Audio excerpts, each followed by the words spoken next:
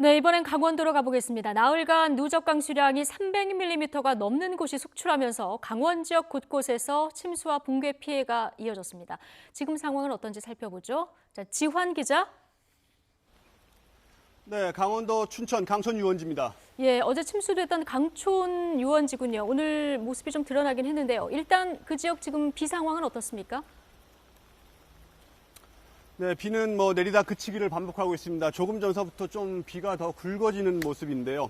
저희가 있는 곳이 강원도 춘천 강촌 유원지입니다. 행정구역으로는 강원도 춘천 남산면 지역인데 어제만 해도 여기가 물에 모두 잠겨 있었습니다.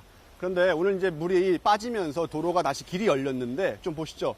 이 자전거 도로 난간인데요. 자전거 도로 난간에 수초들이 진짜 어마어마하게 쌓여 있습니다. 그리고 이렇게 플라스틱, 하천 쓰레기들 이런 것들이 지금 줄줄 내려왔고요. 바닥을 좀 보실까요? 바닥은 진흙이 좀 쌓이면서 이 아스팔트가 모두 들고 일어났습니다. 물에 잠겼다가 다시 빠지면서 이렇게 드러난 모습이고요.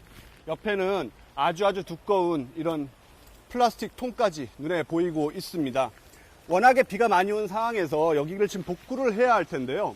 이 과연 복구를 하는 게 맞는 건지, 여기가 상습 침수 지역이다 보니까 복구를 하는 게 맞는지, 비가 계속 오다 보니까 언제 해야 되는 건지 좀 의문이고 판단이 좀 쉽지가 않습니다. 이곳 강촌 유원지가 다시 이렇게 물이 빠진 건요, 이 앞에 상류에 있는 그 의암댐이 방류량을 줄였기 때문입니다. 어제만 해도 의암댐이 초당 4,000에서 5,000톤 정도를 방류를 했는데요. 지금은 초당 1,000톤 정도를 방류하고 있습니다. 의암댐 상류에 있는 춘천댐 역시 어제의 절반 정도로 개방 수문을 이제 줄였고요. 그 다음에 방류량은 3분의 1 정도로 줄였습니다. 물론 지금도 언제든 방류를 이어나갈 수 있는 만큼 비 상황에 따라 방류량이 변화할 수 있습니다. 따라서 댐 하류 지역 주민들의 각별한 주의가 필요합니다.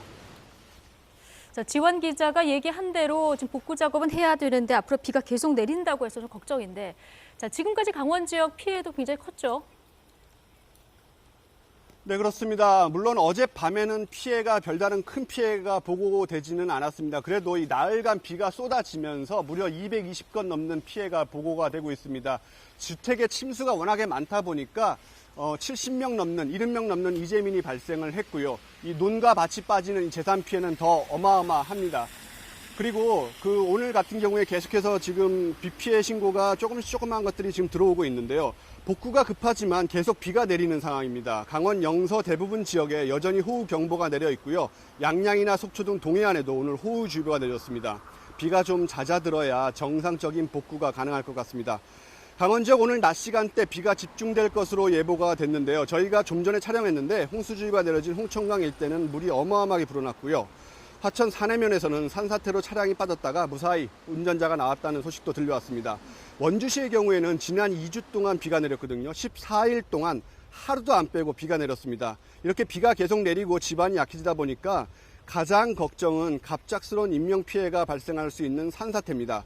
강원 지역 산사태 취약지구가 2,600여 곳에 달합니다. 언제 어디서든 사고가 날 수 있는 만큼 이 산간 지역 계시는 주민들은 각별히 주의하시기 바랍니다. 지금까지 강원도 춘천에서 YTN 지환입니다.